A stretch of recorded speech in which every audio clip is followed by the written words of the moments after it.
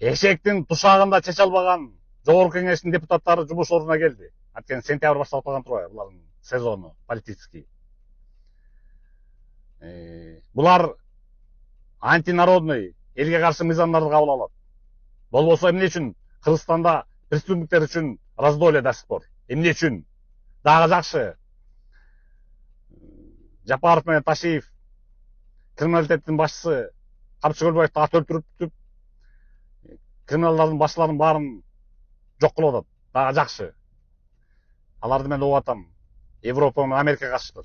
Биякта мен деген көзүрлөр преступниктердин. Өткөндө бир такси айтып атат. Жандарын сактап качыптыр.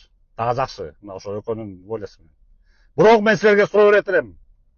Якобы народный депутаты, Жогорку Кеңештин депутаттары, 90 депутат Дармеев. Эмне үчүн мыйзамдар жумшак? Эмне үчүн мына мага кайрылып атышат? $100,000 жеп алды, миллион сом жеп алды, кайтарып бербей атат деп мошенниктер, аферисттер деп мага кайрылышат жабыркаган деп жөнөкөй. Мына мен видеону күнүгө көрүп атсаңыз, күнүгө көрүп атасыңар. Эмне мыйзамдар жумшак? Мыйзамдар ошондой экен дейт. Кээде милиция эчтеке кыла албайт экен дейт. Сотко барбайт экен. Сот эчтеке кыла албайт дейт. Анан акыры айласы кетип мага кайрылып атышат. Эмнеге силер ушундай антинародный мыйзамдарды кабыл аласыңар депутаттар? Преступниктерди эмнеге тиги официальный газеталарда, телевидениеде көздөрү жабылып чыгат? Эмнеге силер анын көзүн жабасыңар? Көзүн жапкандан конечно таанылбайт деген экен. Көзүн ачкыла, ачык чыгарыла. Эмнеге силер көзүн жабасыңар? Былтыр жана проституткаларга кармалганда ГКМБ бүт көздөрү ачыкпы? Ошондон проституция бүт бизде жоголду. Бүт качып жок болушту. Ошолор дагы проституткалар бүт Европага, Америкага качты. Преступниктерге кошулуп, криминалга кошулуп. Мен да видеолорман мына көздөрүн ачып атам. Силерге аларды эмне эркин этесиңер? Көздөрүн жаап. Эмне мындай мыйзамдар атасыңар? Эмне Европа, Америка адам укугу деп атабы? Адам укугу ошо $100,000, миллион сомун алдаткандар болот. Акыркы кээ бир 70,000, 50,000 сомдорду алдап бергендер болот. Кемпирчилик пенсия. Мына ошолордун адам укугу бузулуп атпайбы? Силер эмнеге адам укугу деп преступниктерди коргойсуңар? Мисалы, мына азыр жаңы процесстен чыгып келатам.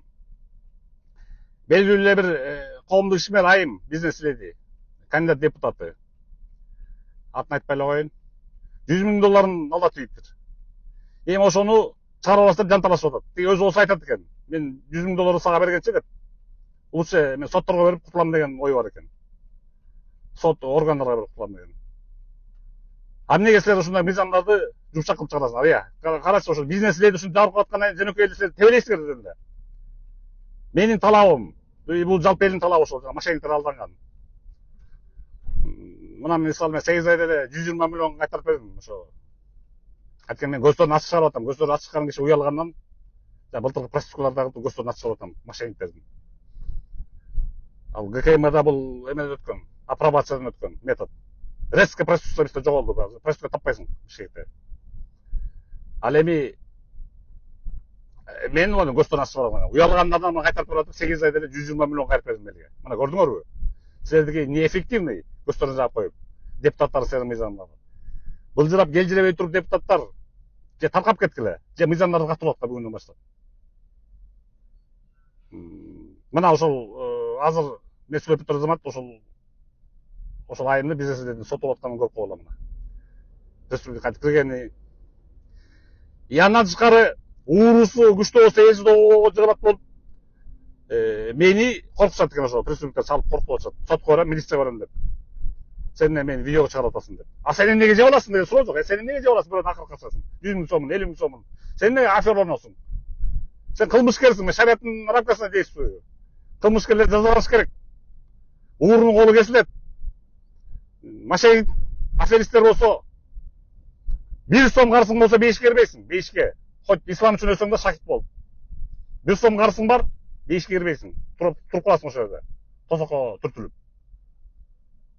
Мен силердин 5ке киргенин көрөт турмун да. Бул дүйнөдөн кутулуп калгыла деп.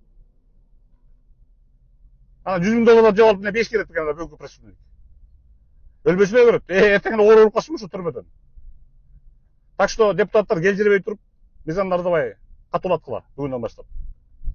Катуулаткыла. Иштесеңер могу Жапаров Ташиев десе дерске решетиди. Анан президент Садыр Жапаров менен ГКМ башчысы Камчыбек Ташиев силерге да кайрыларым. Эркелетпей эле болду, мыйзамдарды катуулаткыла болду. Мыйзамдардын катуулугунан өлкөдө тартип орнойт. Бул илгертен айтылып келген. Адилеттүүлүк даже исламдын праведный халифтери айтып чыккан. Адилеттүүлүк куласа деген мамлекет тып people жок болот деген. Мамлекеттин жок болушун каалабайсыңар да туурабы? Садыр Жапаров менен Капчыбек Ташиев. Сен тушуңарда мамлекет кулап калышың калбайт. Андыктан адилеттүүлүк орноткула. Мыйзамдарды катуулаткыла. Талап кылгыла. Нерсе өтүнөрүм. Мына азыр болсо көрүп койгула ошо сот процессинде отрывоктарды көрүп койгула.